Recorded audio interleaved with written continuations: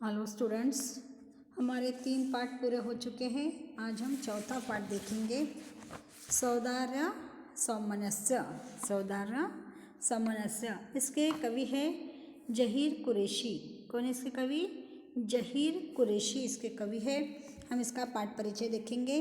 इनका जन्म 1950 गुना मध्य प्रदेश में हुआ। कहाँ हुआ था इनका जन्म? गुना में मध्य प्रदेश के अंदर हुआ था। परिचय: आपकी रचनाएं अंग्रेजी, गुजराती, मराठी, पंजाबी आदि भाषाओं में अनुदित हो चुकी है। अनुदित यानी प्रसिद्ध हो चुकी है। अलग अलग भाषाओं में इन्होंने अपनी रचनाएं की है। आपको इनकॉर्पोरेटेड सम्मान, गोपाल सिंह नेपाली सम्मान प्राप्त हुए हैं। इनको 2-3 सम्मान भी मिल चुके। प्रमुख कृतियाँ, क्या क्या इनकी कृतियाँ? एक टुकड़ा धूप। क्या है प्रमुख कृतियाँ? पहली कौन सी है? एक टुकड़ा धूप, लेखनी के स्वप्न, चांदनी का दुख, भीड़ में सबसे अलग, पेड़ तनकर भी नहीं टूटा, गजल इनकी है आदि। इस प्रकार के इन्होंने प्रमुख कृतियाँ भी लिखी है। अब देखेंगे इस पद्य में क्या बताया उन्होंने। प्रस्तुत दोहों में जहीर कुरैशी जी ने छोटे बड़े के भेद मिटाने, नफरत, स्वार्थ आदि छोड़ने के लिए प्रेरित किया है। क्या बोल रहे वो? छोटे बड़ों का भेद मत रखो और उसको मिटा दो, नफरत मिटा दो, स्वार्थ मत रखो और सबके साथ में कैसे रहना है? हमको प्रेम से रहने के लिए उन्होंने कहा है। आपका मानना है कि अनेकता में एकता ही है। क्या कह रहे वो? अनेकता में एकता ही अपने देश की शान है, अतः हमें मिलजुल कर रहना चाहिए। सबके साथ में कैसा रहने का कहा उन्होंने हमको? मिलजुल कर कहाँ रहने को कहा। कोई भी बात अकेले पूरी नहीं होती, सबका साथ रहा तो सब चीज़ अच्छे से होती है।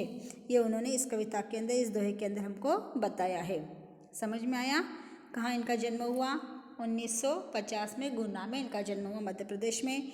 इन्होंने अलग अलग प्रकार की रचनाएं की है, हिंदी, मराठी, अंग्रेजी, गुजराती में भी की है।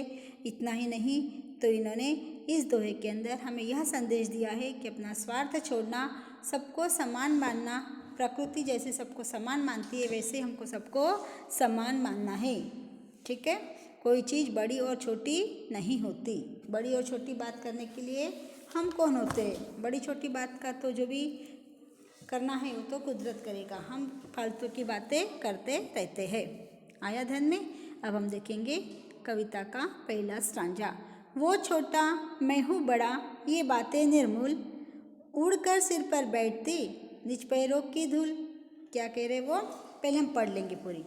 नफरत की ठंडी आग है, इसमें जलना छोड़, टूटे दिल को प्यार से जोड़ सके तो जोड़। कितने सुंदर बताया है। पौधे ने बांटे नहीं नाम पूछकर फूल, हमने ही खोले बहुत स्वार्थ किसे स्कूल। धर्म अलग, भाषा अलग, फिर भी हम सब एक, विविध रंग करते नहीं हमको कभी अनेक। जो भी करता प्यार वो पा लेता है प्यार, प्यार नगद का काम है रहता नहीं उधार। जर्रे जर्रे में खुदा, कण कण में भगवान, लेकिन जर्रे को भी कभी अलग न कण से मान। इसलिए हम प्यार की करते साथ संभार, नफरत से नफरत बढ़े, बड़े प्यार से प्यार। भांति भांति के फूल है फल बगिया की शान, फल बगिया लगाती रही मुझको हिंदुस्तान। हम सब जिसके नाम पर लड़ते हैं बार बार, उसने सपने में कहाँ लड़ना है बेकार। कितना अच्छा हो अगर जले दीप से दीप, कितना अच्छा हो अगर जले दीप से दीप, ये संभव तब हो सके आए दीप समीप। कब हो सकता है ये संभव? दीप जब पास पास में आएंगे तब एक से एक दूसरा दीप जलेगा ना। इस प्रकार हमने कविता पढ़ ली है। अब इसका पहले स्टांजे का हम आज अर्थ देखेंगे। वो छोटा मैं हूँ बड़ा, बातें ये निर्मूल, उड़कर सिर पर बैठती निज पैरों की धूल। क्या कह रहे कवि? कवि कह रहे हैं कि स्वयं को बड़ा मानना और दूसरों को छोटा समझना ये बातें गलत है, व्यर्थ है, फालतू की बातें हैं। ये बातें फालतू की बातें, मेरे जितना बड़ा कोई नहीं। अपना ये अहंकार बोल रहा है। हम अहंकार में घूम रहे हैं, अहंकार में रह रहे हैं। तो क्या बोल रहे कवि कि हमको ये बातें नहीं करना चाहिए, वो छोटा और मैं बड़ा हो करके ऐसी बातें करते नहीं हैं। हमको इनका त्याग करना चाहिए, ये बातों का मैं बड़ा हूँ ये बात का हमको त्याग कर देना चाहिए। हमको यह नहीं भूलना चाहिए कि जो धूल हमारे पैरों में होती है वही धूल जब हवा आती है उड़कर कहाँ बैठती है, हमारे सिर पर बैठ जाती है ना। सही बात है। जो धूल हमारे पैरों में होती है और हवा का बड़ा झोंका आया तो वो धूल हमारे सर पर आकर बैठ जाती है, बराबर है।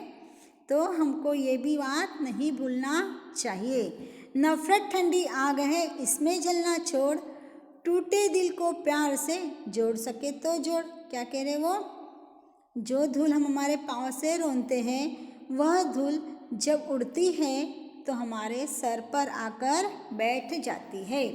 नफरत की ठंडी आग में इतना जलना छोड़, इसमें जलना छोड़, टूटे दिल को प्यार से जोड़ सके तो जोड़। नफरत, घृणा या ऐसी आग है, ठंडी आ गई है, जलती है पर पता नहीं चलता, उसका ज्वाला नहीं दिखता। बिना ज्वाला की जो आग है वो है नफरत की आग है। हम उस नफरत की आग में जल रहे हैं। तो कवि क्या कह रहे हैं, उस नफरत की आग में जलना छोड़ दो, उसको हमको जलना नहीं, वो आग कैसे धीरे धीरे हमको जलाती है। पूरे एक साथ में जलाई तो दिख पड़ेगी लेकिन धीरे धीरे हमारे को जलाती है। हमारे व्यक्तित्व में नकारात्मक ऊर्जा तैयार करती है। नकारात्मक ऊर्जा जब तैयार होती है तो हम नफरत को नकारात्मक प्रभाव डालती रहती है हमारे उसका। तो हमें क्या करना चाहिए, नफरत की आग को त्याग देना चाहिए। क्या करना चाहिए हमको, नफरत की आग को त्याग देना चाहिए। हमें नफरत की आग में नहीं रहना चाहिए। जो दुख में डूबे व्यक्ति को भी दुख के सागर से निकालने में समर्थ है। क्या करा, टूटे दिल को प्यार से जोड़ सके तो जोड़। जो व्यक्ति टूट गया है, दुख में डूबा हुआ है, उस व्यक्ति को यदि तुमको तारते आता होगा तो उसको तिराओ, प्यार से उसको बाहर निकाल लो, दुख के सागर से उसको बाहर निकालने का प्रयत्न करो और हो सके तो उस टूटे वाले रिश्ते को जोड़ने का प्रयत्न करो। क्या करो, उस टूटे वाले रिश्ते को जोड़ने का प्रयत्न करो। जब तुम टूटे रिश्तों को जोड़ने का प्रयत्न करोगे तो सारे काम एकदम अच्छे बन जाएंगे, है ना। स्वार्थ के स्कूल जहाँ जहाँ पर लोगों ने खोले हैं, नहीं, टूटे दिल को प्यार से जोड़ सके तो जोड़। हमारे पास में एक ही हथियार है और वह हथियार है प्यार का। प्यार के हथियार से हम सब कुछ कर सकते हैं। हमको किसी को भी जोड़ना है तो उसी हथियार से हम जोड़ेंगे। और ऐसा ही हथियार है नफरत का कि सारे लोग हमारे से दूर हो जाएंगे। ऐसी घृणा है, नफरत है कि उससे अंदर के अंदर हम जलते हैं, आँख हमारे को दिखाई नहीं देती और ऐसे जलते हैं कि वो चिंगारी कब लगी तो पता भी नहीं चलता। इसलिए क्या कहा कवि ने कि तुम क्या करो, जो भी दिल टूटा हुआ है उस व्यक्ति को प्यार से जोड़ने की कोशिश करो। जब तुम प्यार से उसको जोड़ोगे तो इस दुनिया में सब कुछ पा जाओगे। आया समझ में। अब आगे का देखो, पौधे ने बांटे नहीं नाम पूछकर फूल, हमने ही खोले बहुत स्वार्थ के स्कूल। देखो, बगिया के अंदर अलग अलग प्रकार के पेड़ होते हैं, पौधे होते हैं और उन पौधे के ऊपर बहुत सुंदर सुंदर फूल आते हैं, लेकिन एक फूल दूसरे के जैसा नहीं होता। हर फूल अलग अलग होता है और हर फूल की अलग अलग खूबियाँ होती है। उसकी सुगंध अलग होती है, उसकी रचना अलग होती है, उसके का रंग अलग होता है। हर चीज़ की अलग अलग एक अपनी बात होती है। तो हमने क्या किया, पौधों ने कभी बांट कर नहीं लिया कि मैं ये फूल लेता हूँ और तुम वो फूल लो करके। वो तो कुदरत ने दिया है, भगवान की देन है, कुदरत की देन है, वो उनको मिल चुकी है। और प्रकृति क्या करती है, किसी को भी पूछकर नाम नहीं देती कि चंपा है कि चमेली है कि मोगरा है कि जाई जुई है करके। उनको तो नाम प्रकृति ने दिया है। और इतना ही नहीं कहा, और वो जो बाग है अपने मुक्त हस्त से सभी को पल्लवित पुष्पित करती रहती है। ऐसी नहीं बोलती कि मैं इसके ऊपर फूल नहीं आती और उसके ऊपर आती हूँ, कभी वो भावना नहीं रखती। और हम तो मनुष्य हैं और हमने क्या करके रखा, मनुष्य ने जो स्वार्थ की भावना से ग्रसित है हम सारे मनुष्य, और स्वार्थ की भावना से ग्रसित होने की वजह से हमारे कार्य में सबसे पहले क्या आ जाता है, हमारा स्वार्थ आ जाता है। जहाँ देखो वहाँ पे स्वार्थ ही स्वार्थ हमको दिखाई देता है। इसलिए कवि ने कहा हमने भी खोले बहुत स्वार्थ के स्कूल। हमने क्या खोल के रखे हैं, स्वार्थ के स्कूल खोला, लेकिन कुदरत ने क्या किया, ऐसा कुछ भी नहीं किया। उन्होंने कभी स्वार्थ के स्कूल नहीं खोले। उन्होंने तो इतने सारे पेड़ पौधे दिए, प्रकृति ने इतने सारे पेड़ पौधे देने के बाद में भी कभी पौधे ने ये नहीं पूछा कि मेरा नाम क्या है और मेरा फूल अलग क्यों है। हर चीज़ का अपना अपना एक बनी बात होती है, हर चीज़ की अपनी अपनी एक बात होती है, हर फूल अपने अपने इसमें कुदरत ने उनको अपनी एक अलग सी बनाई है। इस प्रकार इस कविता के अंदर कवि ने कहा है कि जो कुछ भी हमें करना है मिलजुल कर करना है, और भारतीय संस्कृति को एकता के अंदर पिरोना है।